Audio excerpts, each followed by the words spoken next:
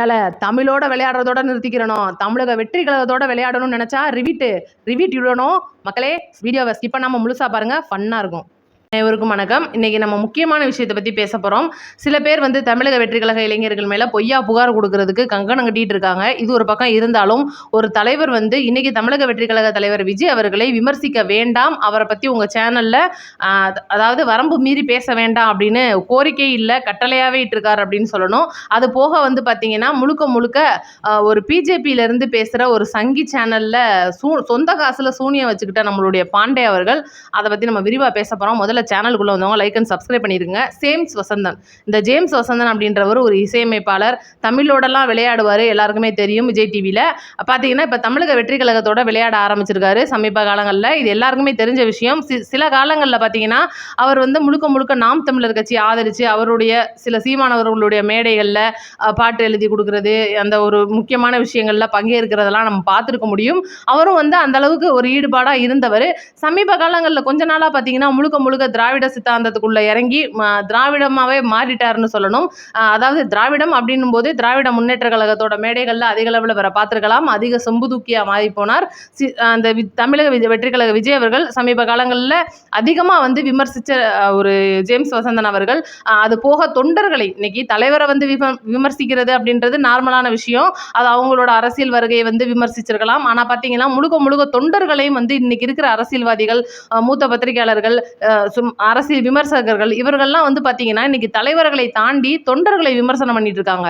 அப்போ ஒரு கட்சியில இருக்கிற தொண்டர்கள் தான் நாளைக்கு இன்னொரு கட்சியில சேர போறாங்க. இவங்க ஒரு பொதுமக்கள், தனக்கு பிடிச்ச தலைவருக்கு கீழே வேலை பார்க்கணும், தொண்டர்களா இருக்கணும்னு நினைச்சு தமிழ்நாடை நல்லபடியா மாற்றணும்னு நினைச்சு மாறி போன தொண்டர்களை இன்னைக்கு இவங்க அசிங்கப்படுத்துற விதமா தான் ஒவ்வொருத்தரும் பேசிக்கிட்டு இருக்காங்க. அந்த வகையில ஜேம்ஸ் வசந்தன் அவர்கள் தமிழக வெற்றி கழக இளைஞர்களை தற்குறிகளாகவும், அந்த மாதிரி அணில் குஞ்சுகள், இந்த மாதிரி மோசமான விமர்சனங்களுக்கு உள்ளாக்கி இவங்களுக்கெல்லாம் பொறுப்பே கிடையாது, இவங்களுக்கு வேலை வெட்டி கிடையாது அப்படின்ற மாதிரிலாம் விமர்சனம் பண்ணிட்டு இருந்தாரு. ஊடால பார்த்தீங்கன்னா ஒரு சினிமா நிகழ்ச்சியில ஒரு இளைஞர்கள் பங்கேற்றுக்கிட்டு இருக்கிற ஒரு மன்றம் அப்படின்னு சொல்லலாம். அதுல பார்த்தீங்கன்னா நிறைய பேர் கேள்வியை முன்வைக்கிறாங்க. விஜய் அவர்கள் சினிமால ஊழல் பண்ணியிருக்காரா, இது உங்களுக்கு தெரியுமா அப்படின்னு சொல்லி கேட்கும்போது இவர் கேட்கிறாரு. அதாவது ஜேம்ஸ் வசந்தன் கேட்கும்போது பார்த்தீங்கன்னா அங்க சுத்தி இருக்கிற இளைஞர்கள் சில பேர் ஆமான்னு சொல்லிட்டு அவங்க ஆளுக தான், வேற யாரும் கிடையாது, திமுகவுடைய தீய சக்தி ஆட்கள் ஆமான்னு சொல்லி கத்தும்போது, அப்ப சினிமாவிலே ஊழல் பண்றாரு, அப்புறம் எப்படிங்க அவர் அரசியல் வாழ்க்கையில வந்ததுக்கு அப்புறம் ஊழல் பண்ணாம இருப்பாரு அப்படின்னு சொல்லிட்டு ஒரு விமர்சனத்தை வச்சு அது பெருமளவு பேசு பொருளாச்சு. அதுக்கப்புறம் பாத்தீங்கன்னா பல வகையான அரசியல் தலைவர்களையும் அவர் விமர்சனம் பண்ணியிருக்காரு. குறிப்பா இப்ப சமீப காலங்கள்ல அதிக அளவுல பிஜேபியை எதிர்த்து பேசிட்டு இருக்காரு. இன்னைக்கு பாத்தீங்கன்னா மோடி அவர்கள் வரைக்கும், இந்திய பிரதமரான மோடி அவர்களே அவரெல்லாம் பிரம்மச்சாரி கிடையாதுங்க அப்படின்ற அளவுக்கு ரொம்ப மோசமான விமர்சனம். அதுக்கப்புறம் பாத்தீங்கன்னா நயினார் நாகேந்திரனை ஒரு மோசமான மிருகத்து கூட ஒப்பிட்டு அது கூட சேர்ந்த இதுவும் அதைத்தான் திங்கும் அப்படின்ற மாதிரி அசிங்கமான வார்த்தைகள் எல்லாம் போட்டு பேசியிருப்பாரு. இது ஒரு நல்ல தமிழ் சொற்கள் உரையாடக்கூடிய ஜேம்ஸ் வசந்தனா இப்படி பேசுறது அப்படின்ற மாதிரிலாம் நமக்கே இருந்துச்சு. சாக்கடை வாயா, ஏன்னா சேர்ற இடம் சாக்கடையா இருந்தா மாறித்தானே போகணும். அந்த மாதிரி தான் இதுதான் ஜேம்ஸ் வசந்தன் அவர்களுடைய ஒரு வரலாறு. அதுக்குள்ள போயிட்டீங்கன்னா அடுத்து நம்ம ஜேம்ஸ் வசந்தன் அவர்களுடைய சொத்தை பத்தி பேசுவோம். சொத்துன்னா நமக்கு தெரியாது அவர்கிட்ட எத்தனை கோடி இருக்கு, எத்தனை கார் இருக்கு, என்ன ஏதுன்னு. ஏன்னா இன்னைக்கு அவர் ஒரு பெரிய இசையமைப்பாளர். முதல்ல சுப்பிரமணியபுரத்துல தான் அறிமுகமாகிறாரு. இவர் ஒரு பெரிய பணக்காரரு. அது போக பார்த்தீங்கன்னா அக்கம் பக்கத்துல இவருடைய வீட்டு ஏரியாலெல்லாம் நீங்கள் போய் இவரை பற்றி விசாரித்து பார்த்தீங்கன்னா காரி துப்பாத குறையா பேசுவாங்க. அந்த அளவுக்கு அந்த ஏரியாவில் பயங்கரமான பேர் எடுத்தவர் அப்படின்னு சொல்லலாம். இவர்கிட்ட பார்த்தீங்கன்னா அதிக காஸ்ட்லி கார்கள் ஒரு 4-5 கார்களுக்கு மேலே இருக்குது. வெளிப்படையாக மறைமுகமாக எத்தனை இருக்கும் நமக்கு தெரியாது. வெளியில் எங்கே போனாலும் வெள்ளை கலர் சடன் காரில் தான் போவாப்பில். நல்லா லக்ஸரி காரு, ஒயிட் கலரில் இருக்கும். நீங்கள் இடங்களில் அதாவது சினிமாக்களில் இருக்கிறவங்களுக்கு இது தெரியும். இன்னும் கூட அவரோட நெருங்கிய வட்டாரங்கள், வெளிப்படையாக அவரை பார்க்குறவங்க எல்லாருக்குமே இந்த விஷயம் தெரியும். விஜய் டிவிக்கும் அவர் அந்த காரில் தான் போவார், இதுவும் எல்லாருக்குமே தெரியும். அப்படி இருக்கும்போது இவர் ஒரு உணவகத்தில் சாப்பிட்டுக்கிட்டு இருக்கும்போது சிகப்பு கலர் ஒரு காரில் யாரோ ஒரு நபர் ஒரு ஏதோ ஒன்று பொருளை மர்ம பொருளை வச்சு தாக்குனதாகவும், அவருடைய லெஃப்ட் சைடோட ஜன்னலோட அந்த மிரர் பார்த்தீங்கன்னா கண்ணாடி உடஞ்சிருக்கு, ரவுண்டாக ஒரு குழி மாதிரி இருக்குது. சைடில் படம் பார்த்துருக்கீங்க பாருங்க. அதுதான் அவருடைய கார் நேற்று தாக்கியிருக்காங்க. இது பார்த்தீங்கன்னா அவர் யார் அப்படின்றத சொல்லாமல் என்ன சொல்லியிருக்காப்புல, எந்த தருதலையோ எந்த தற்குறியோ இப்படி வேலையில் பார்த்துருச்சு அப்படின்னு சொல்லிட்டு சொல்லியிருக்காரு. உணவகத்துக்குள்ளே சாப்பிட்டு போயிட்டு வர்றதுக்குள்ளே இந்த வேலையை நடத்தி வச்சிருக்காங்கன்னு சொல்லு. இன்னைக்கு ஜேம்ஸ் வசந்தன் அவர்கள் அதிக அளவில் பிஜேபி மற்றும் தமிழக வெற்றி கழகத்தை சமூக வலைதளங்கள்ல அதிகமாக வசைப்பாடிக்கிட்டு இருக்காரு. அப்ப இவங்க 2 பேர்ல யாரோ தான் இந்த வேலையை பார்த்துருக்காங்க அப்படின்றது தான் அண்ணனோட ஒரு கருத்தா இருக்கு. நான் என்ன கேட்குறேன், ஜேம்ஸ் வசந்தன் அவர்களே, ஒரு பக்கத்தை தானே காட்டியிருக்கீங்க, மறுபக்கத்தையும் காட்டுங்க அப்படின்னு சொல்கிற அளவுக்கு உங்களுடைய உங்கள் மேலே இருக்கிற ஒரு வன்மமாக இருக்கலாம், இல்லை நீங்கள் உங்களை வந்து பழி தீர்த்துக்கணும், உங்கள் மேலே இருக்கிற கோவத்தை காட்டணும் அப்படின்னு நினைக்கிறவங்க உங்களோட காரை தாக்கியிருக்கலாம். ஏன்னா இன்னைக்கு தமிழகத்தில் அந்த மாதிரி சம்பவங்கள் நிறைய நடக்குது. பொருட்களை தாக்குறது, அவங்களோட உடைமைகளை அடிக்கிறது, வீட்டுக்குள்ளே கள்ள விட்டு எறிகிறது, இதெல்லாம் நடந்துட்டு இருக்கு. சவுக்கு சங்கர் வீட்டிலேயே சாக்கடை ஊற்றுனவு தாங்க நீங்கள் அப்படின்ற மாதிரி தான் போயிட்டு இருக்கு. அப்படி இருக்கும்போது உங்களுடைய காரை உடைக்கிற நபர் வந்து உங்கள் மேலே இருக்கிற ஒரு கோவத்தின் காரணமா எனக்கு தெரிஞ்சு அந்த முன்னாடி காரை உடைக்கிறது, அதை வந்து சேதப்படுத்தணுன்ற நோக்கத்தோட அடிக்கிறவங்க அந்த மாதிரி தான் அடிப்பாங்க. இதுதான் அவங்களுடைய ஒரு நோக்கமா இருக்கும்.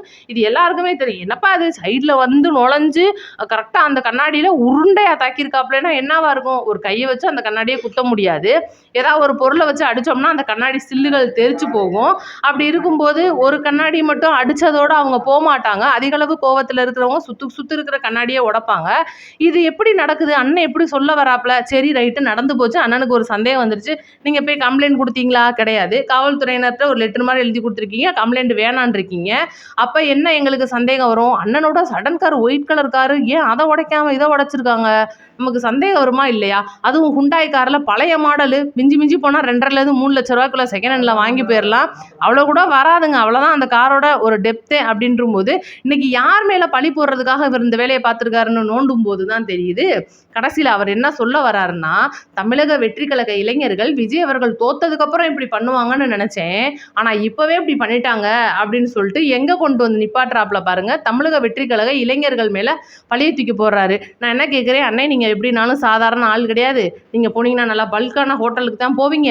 அந்த பல்கான ஹோட்டலில் எப்படி சுற்றி சிசிடிவி கேமரா வச்சுருப்பாங்க. அந்த கேமராவில் உங்களை காரை உடைச்சதில் பதிவாயிருக்கும். அந்த காரை வந்து இப்படி உடைச்சாங்கன்னா கீழே 2 சில்லுகள்லாம் கிடக்கும். ஏதாவது காட்டினீங்களா? நீங்கள் பாட்டுக்கு காரை எடுக்கிறீங்க, உங்களோட இன்ஸ்டாகிராம் பக்கத்தில் வந்து பகிர்ந்து விட்டுட்டீங்க. இது வந்து நீங்கள் யார் மேலேயோ பழி போடணும்னு நினைக்கிறீங்க அப்படின்னா, நீங்கள் கடைசியாக கொண்டுட்டு வந்து தமிழக வெற்றி கழக இளைஞர் மேலே என்ன மாதிரியான பழி சுமத்துறீங்க?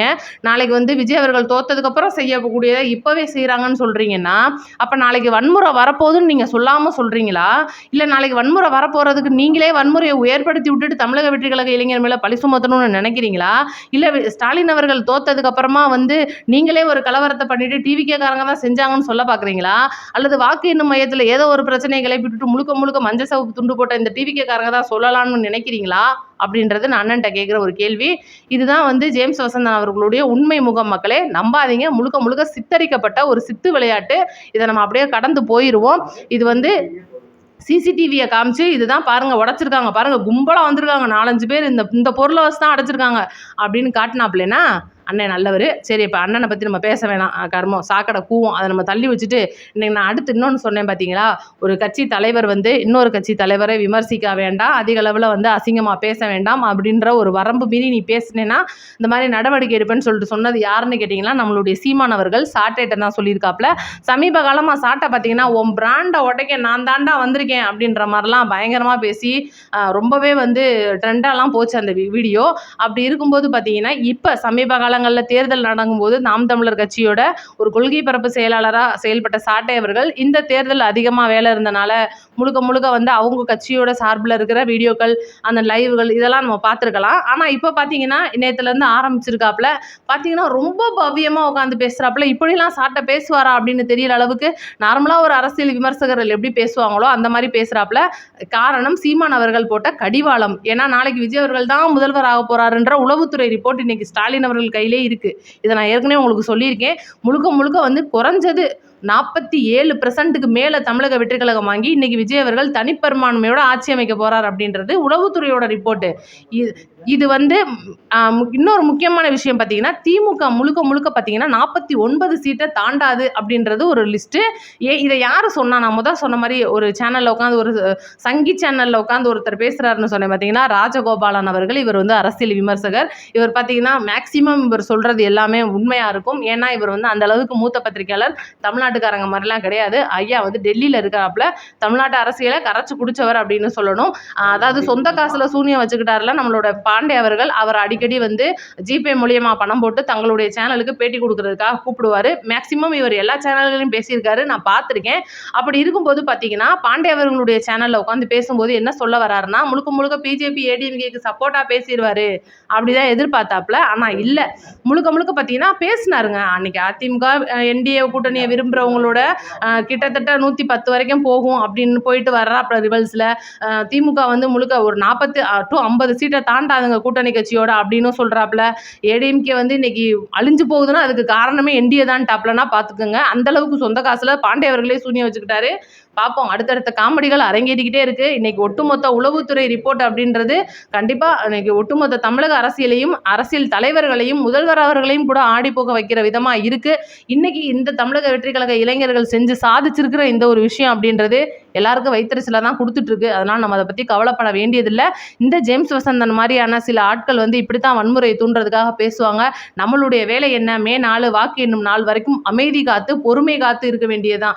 ஏன்னா இன்னைக்கு தமிழக வெற்றி கழக துண்டு போட்டுக்கிட்டு என்ன வேணாலும் செஞ்சாலும் டிவி கேட்காரங்க தான் அப்படின்னு நம்புற உலகம் இது. அந்த டிஜிட்டல் ஆதாரங்களை காமிச்சிட்டா நம்ம நம்பிடுவோம். அதுதான் அவங்களுடைய ஒரு நோக்கமாகவும் ஒரு பொருளாகவும் அதை வந்து நம்மளை மாத்துறது ஒரு பொருளாகவும் வச்சிருக்காங்க. யாரும் நம்பாதீங்க. தலைவர் விஜய் அவர்கள் சொல்ற வரைக்கும் எந்த ஒரு செயலையும் நம்ம செய்யக்கூடாது அப்படின்றது நம்மளுடைய கருத்து. உங்கள் கருத்தையும் மறக்காம கமெண்ட்ல சொல்லிட்டு போயிருங்க.